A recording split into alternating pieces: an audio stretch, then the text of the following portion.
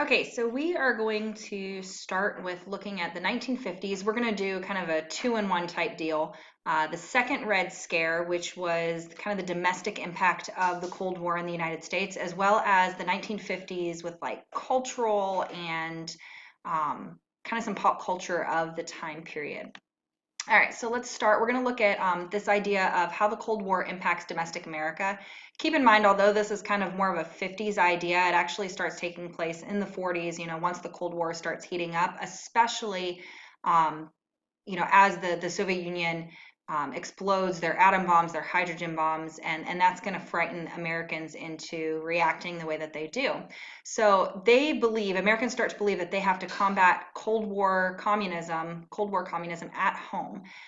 The Red Scare actually intensifies as you have this paranoia that sweeps the nation into encouraging Americans to believe that there are communists among them. So rumors and accusations start that communism is supposed to be spread throughout the entire world. So the fear is that communism will undermine the American government and that eventually here in the US, we will also fall to communism. It actually, out of that fear, that's how you get our foreign policy of containment, where we're going to send money to these other countries to try to prevent them from falling to communism. So I'm going to have you answer that question. We're going to move on.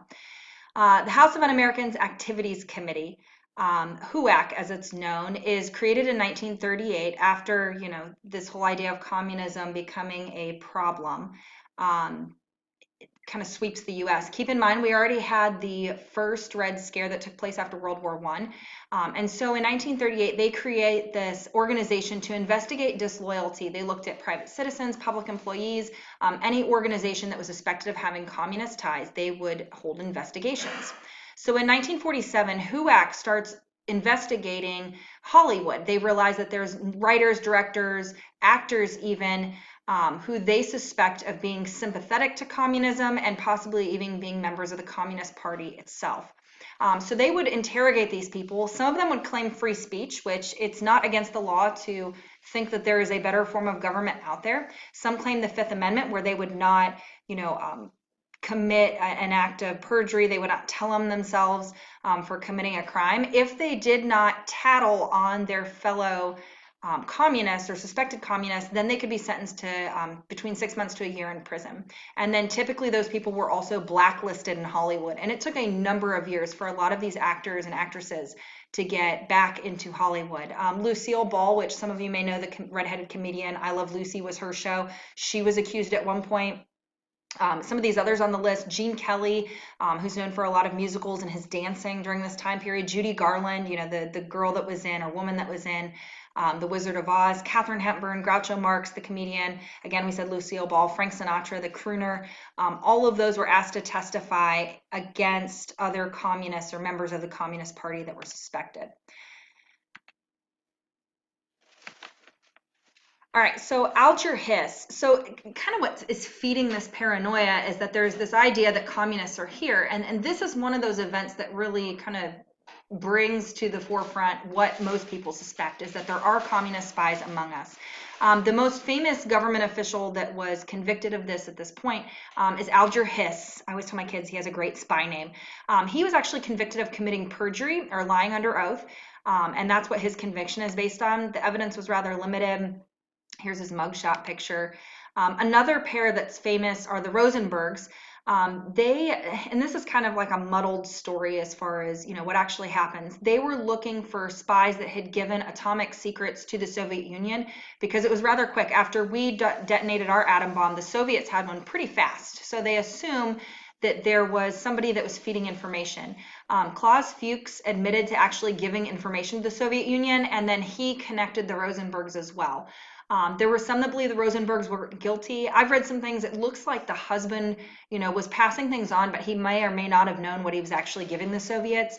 His wife, there's kind of some limited evidence there for her, but both of them were executed out of fear. And if you connect them, their execution based out of fear, it sounds similar to the Sacco and Vanzetti trials that we talked about back in the 20s. With the first Red Scare, very similar. They're both executed based out of fear, not necessarily based off of evidence that's there. And there's a picture of the two of them.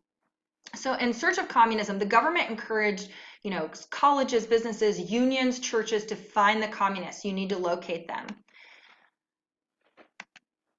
So Joseph McCarthy, kind of along with these other issues, Joseph McCarthy believed that communists were inside the government. And I'll be honest, he was a drunk. He did not have very much evidence, but he starts telling the American people that he has this list of all of these communists that have infiltrated the State Department. And that is frightening for Americans, because not only do you have, spies that are out there, but now they're in the government. Like, that's terrifying. You can imagine today if we have terrorists inside, in government positions in the, Department of Defense, Americans would freak out. That's very, very scary. So he interrogated these people with his Senate committee on television, and he just, looks for disloyalty. He said he had evidence. He never really did. And as this is broadcast on national television, people started really looking at this, and they're like, dude, like, you have no evidence. How are you convicting these people? And so finally, he ends up accusing the military of having communists. And at that point, this guy here, Joseph Welch, stands up to him and says, you're a liar, you're an idiot, and his political career was over. Edward Murrow is also somebody that was, against him. So he kind of fades from the public hysteria, but this idea of communists could be everywhere will linger throughout the 1950s.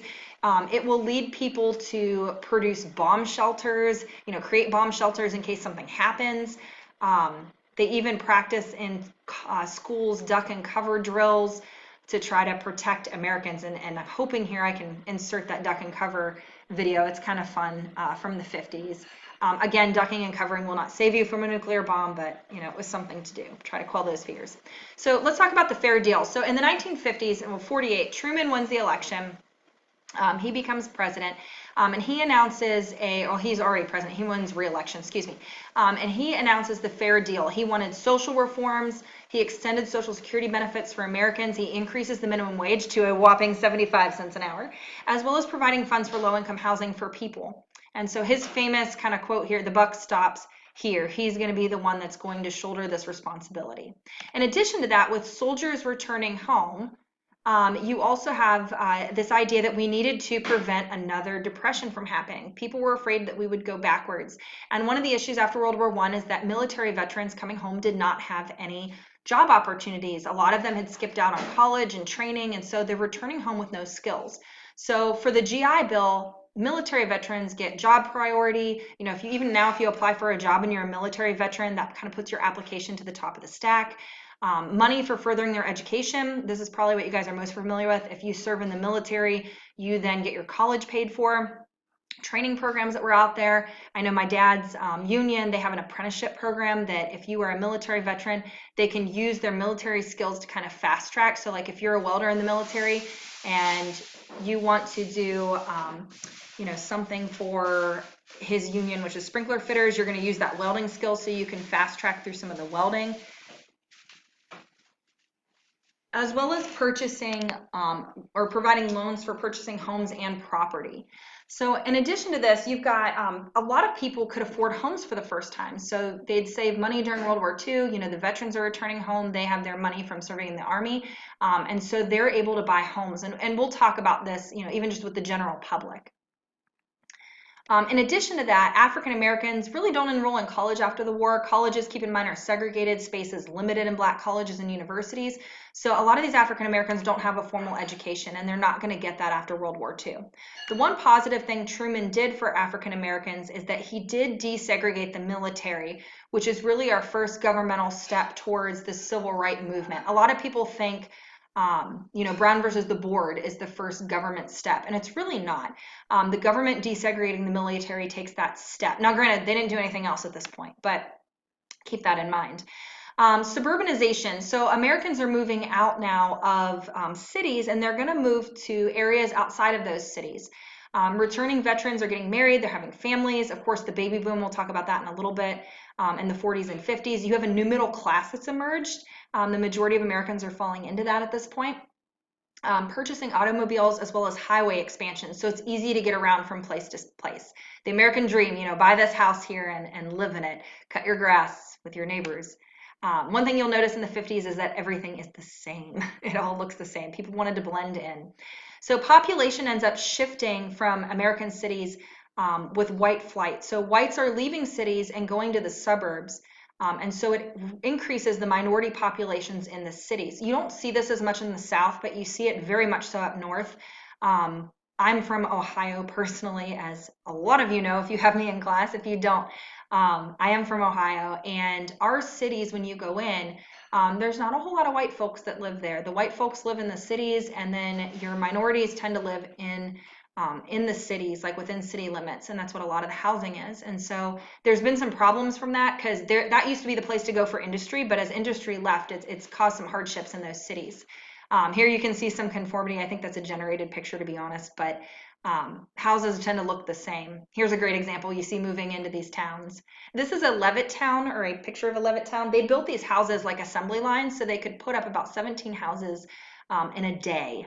And they lived in these little suburban areas, and it's like one after another. In fact, there's kind of a joke. There was a guy that the family couldn't find the house. They called the neighbors and said, "Can you turn the lights on so we can locate which house is ours?" Because they all look the same.